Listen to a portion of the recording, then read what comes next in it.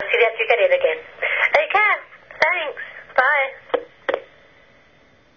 A Hamas gunman and then systematically destroy all the housing. Images broadcast from Gaza are misleading. Since the beginning of Operation Cast Lead, the Israel Defense Forces have been targeting Hamas stockpiles of weaponry, including rockets, RPGs, and tons of high explosives. These military targets have been placed either within or in close proximity to residential buildings and infrastructure in what is one of the most densely populated cities in the world.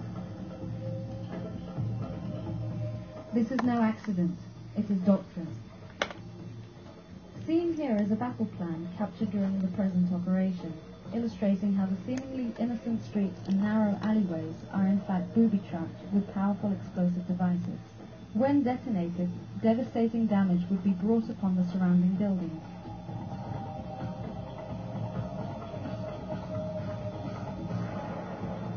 Here, Hamas aimed to compound the devastation by placing its explosive device in a petrol station, using it to trigger a far greater explosion that would destroy everything within its vicinity. Hamas doctrine has turned the residential areas of the Gaza Strip into one enormous minefield, wreaking havoc in the heart of civilian dwellings with every detonation. Another basic element of Hamas combat doctrine is the systematic use of protected buildings such as mosques and schools for launching attacks and storing weapons. Such acts are a blatant breach of international law. Furthermore, having violated the sanctity of such protected areas, Hamas renders them legitimate military targets. The Israeli Air Force has proven its skills in pinpointing targets time and again, targeting single vehicles with little, if any, collateral damage to bystanders, and slipping rockets into the windows of Hamas headquarters, leaving adjacent apartments and their inhabitants intact. They struck at those rockets. The explosions you see are the rocket caches.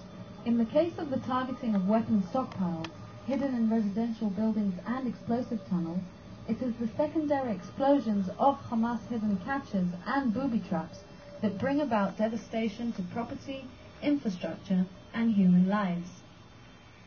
Again, this is no accident. It is premeditated Hamas doctrine.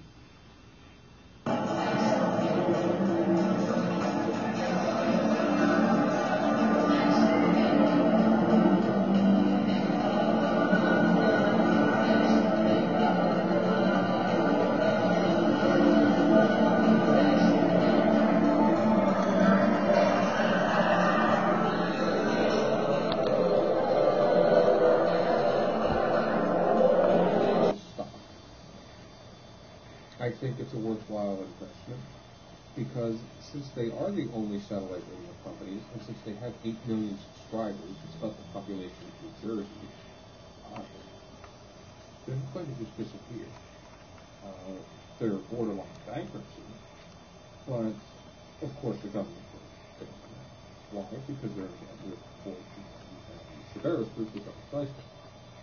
So it's not the end of the world just yet. Right now the stock is anywhere between 25. Buy serious stock. I think it's a worthwhile investment because since they are the only satellite radio companies and since they have 8 million subscribers, it's not the population of New Jersey, they're not going to just disappear. They're borderline bankruptcy, but of course the government will fix them. Why? Because they're with Ford and Severus Group is on the price tag. So it's not the end of the world just yet. Right now the stock is anywhere between 25 and 35 cents. 3 or 4 years ago it was over $20 a share. Think that. This is an industry that's finally starting to take off. Satellite radio kind of combines with cloud computing, which is something that Microsoft is a company I despise. I'm a Mac person, but the whole idea is you have radio that can be received anywhere in the world. She would let in nobody in the house because it's a massive house. Terminal, a network, so to speak. and you connect, and you have Office Online. So you no longer need to install programs on your computer, you can access them remotely. And I think the two technologies work well together, and I think we're going to see an increase in this in the years to come. It's the same thing like with solid-state drive. Eventually moving parts in computers will disappear, and I certainly hope that they do. Working with computers on a daily basis, providing end-user support, I see nothing but failing hard disks, failing optical drives. It would be fantastic if we could just have one board with all the components built in, but with separate modules, so that if your solid-state drive needs to be upgraded or changed, you pop it out. And we're seeing that now slowly with satellite radios, that you can get head units in cars. Like I have my car is a Subaru, and it's pre-wired for satellite radio. The antenna's on the roof. All they have to do is hook it up and it works. Now I've chosen. My God, I heard it for total penetration. It is freaking off the hook. I can't believe what they did to it. It is fucking awesome. Okay, check you later. Bye. To hear this message again, press 1. To save it, press 2. To erase it, press 3. Message erased. There always seems to be, because since I think the Kennedy assassination, the people are less and less trusting of the government. And whether there is a conspiracy or not, that's not my. I'm not begging that question. I was fascinated by the fact that within the conspiracy movement of 9/11, there are differences of opinion, and that are very, very vocal and very, very adversarial. Right. You understand what I'm saying? Right. So I was very interested in the dynamic of the conspiracy theory, not in the actual conspiracy itself. Right. The no-planers and the plane huggers and everybody else. And put these people in their place, because they're trying to screw the American public. And that's something I highly support. The Israelis had shot dead the Hamas gunmen and then systematically destroyed all the Palestinians. Images broadcast from Gaza are misleading. Since the beginning of Operation Cast Lead, the Israel Defense Forces have been targeting Hamas stockpiles of weaponry, including rockets, RPGs, and tons of high explosives. These military targets have been placed either within or in close proximity to residential buildings and infrastructure, in what is one of the most densely populated cities in its operation, illustrating how the seemingly innocent streets and narrow alleyways are in fact booby-trapped with powerful explosive devices. When So, yeah. Okay. It's been a pleasure as always. Take care.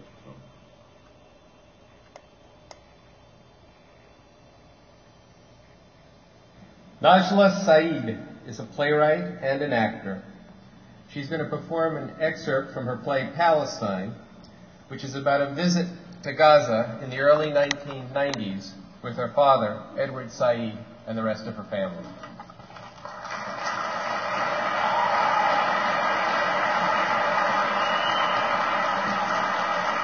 Thank you.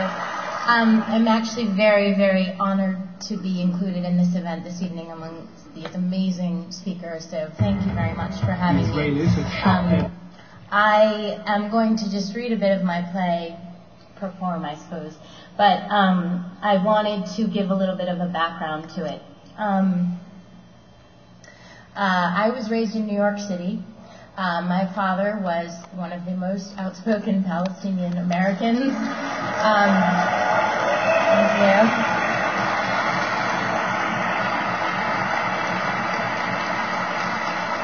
And I had a lot of difficulty growing up dealing with my embarrassing father, basically.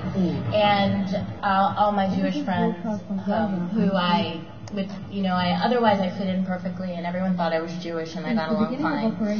But I had a few events. We went to Palestine for the first time. It was my father's first time back since he had left over 40 years before, and he had just been diagnosed with cancer, leukemia. I did not want to go on the trip. I was completely opposed to having anything to do with the Middle East, unlike the rest of my family, but the trip changed me. So I just wanted to give you a little warning that this is the voice of a teenager. Yeah. But I think the most important thing about this is that the more I performed it, the more I realized that just describing my experience of going to Gaza in 1992, which was a long time ago, it shows for people something that they don't even know exists. The conditions there are unbelievable.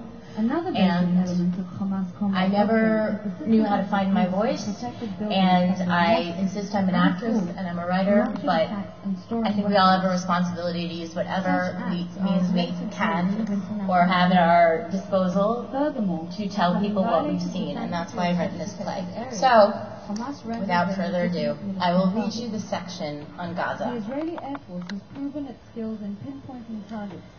We go to Gaza. My mom has told me I have to wear a skirt there, which is no problem for me. I have tons. Then she says it can't be really short.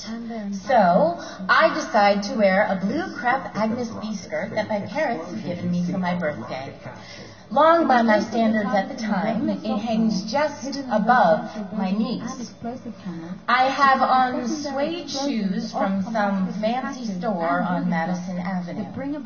I have no idea what is expected or what to expect. I think I look modest until the driver of the UN vehicle that we are in, that is the only way to get into Gaza, suggests that he stops for me and my mother to get us some sort of full-length pajamas or headscarves on the way. My mother refuses. She tells the driver, "We are not Muslims, but we are Arabs, and we can be respectful without being covered head to toe." Driving through the hot desert, I realized that yes, it is beautiful here, and that maybe I can understand why people fight over the land. But I also realized that it is hot, oppressively so, and divided by settlements on hills and language and skin color and headdress and all sorts of really arbitrary things. We enter the strip through a military checkpoint.